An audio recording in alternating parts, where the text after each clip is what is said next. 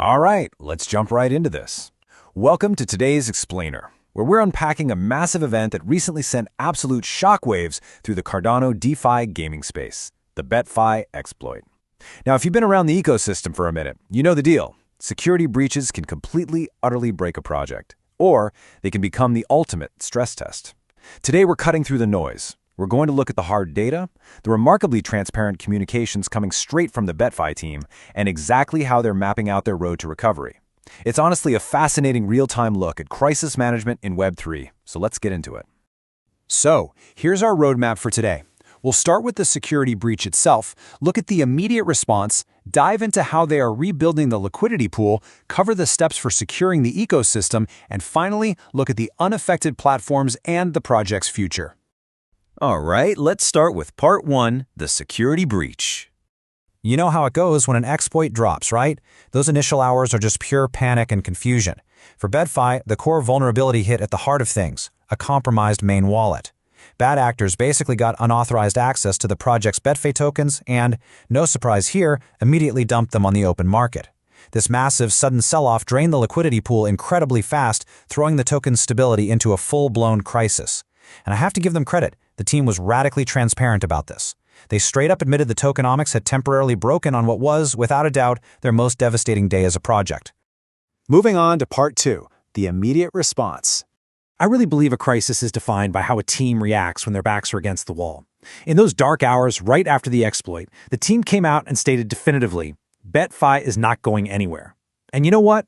Before they even had a full technical recovery plan hammered out, they were just flooded with support. I'm talking holders, non-holders, even fellow founders across the Cardano space rallying behind them. They put this massive stake in the ground to pivot the whole narrative away from panic and toward absolute resilience. They simply refused to throw in the towel. And honestly, this next point brilliantly illustrates why having your back-end data organized is literally a lifesaver. For anyone out there panicking about their staked tokens, the team released a definitive statement. Your staked BETFI is not gone.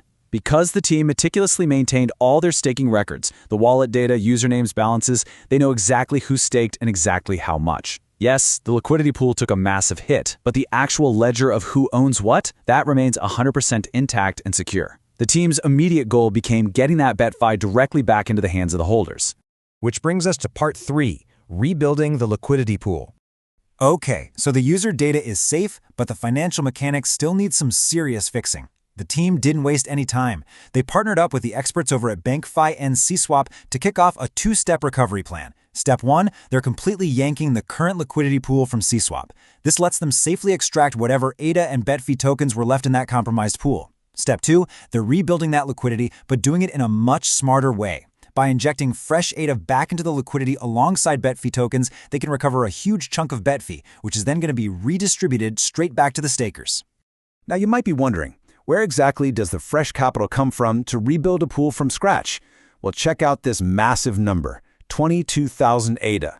To make this recovery happen quickly, the BETFI team made a pretty huge sacrifice. They actually liquidated a portion of their own mining units from BETFI to quickly drum up that capital. They are injecting this 22,000 ADA directly back into the liquidity pool via CSWAP to ensure everything is rebuilt properly and securely. They quite literally put their own assets on the line to make the community whole. But here's the kicker. They aren't just doing a one-and-done injection and hoping for the best. They've engineered a real long-term financial strategy. As BETFI Poker goes live again, the rake revenue is going to be continuously routed right back into the liquidity pool. This creates a sustainable, automated mechanism that constantly strengthens the ecosystem. It's designed to support long-term token growth long after the memory of this exploit fades away. Let's look at part 4, securing the ecosystem. Throwing money at a problem is great, but it doesn't actually fix the underlying vulnerability, right? The real game changer here is the fundamental shift in their security architecture. They are fully transitioning from their current custodial system to an upcoming non-custodial model. By getting rid of that centralized honeypot and giving users total, absolute control of their own assets, they are essentially eliminating the exact vulnerability that caused this whole mess. And they aren't dragging their feet either. This aggressive upgrade is being fast-tracked to roll out in about a week. And while the devs are busy rebuilding the walls, there's an active hunt for the attackers. Johnny Blaze, a very well-known figure in the space, has been instrumental in tracking these bad actors and gathering critical on-chain intel. The team promised more details on this manhunt next week, which really goes to show they aren't just patching things up and moving on. They are actively seeking accountability. Finally, Part 5, Unaffected Platforms and the Future. So, despite how severe that wallet exploit was, it's wild to think that the vast majority of the project's infrastructure survived totally untouched. The poker platform, that's actually targeting a relaunch next week. The sportsbook, the casino, the minigames, they are all fully operational. And remember how they sold some mining units to raise that 22,000 ADA? Well, they still held on to a significant number of units, meaning their mining operations are still running strong. The core utility, the real revenue drivers of BETFI, they're entirely intact. The founder was incredibly raw about this whole ordeal, admitting the heavy mental toll it took on the team. But honestly, this quote is exactly what you want to hear from leadership in Web3.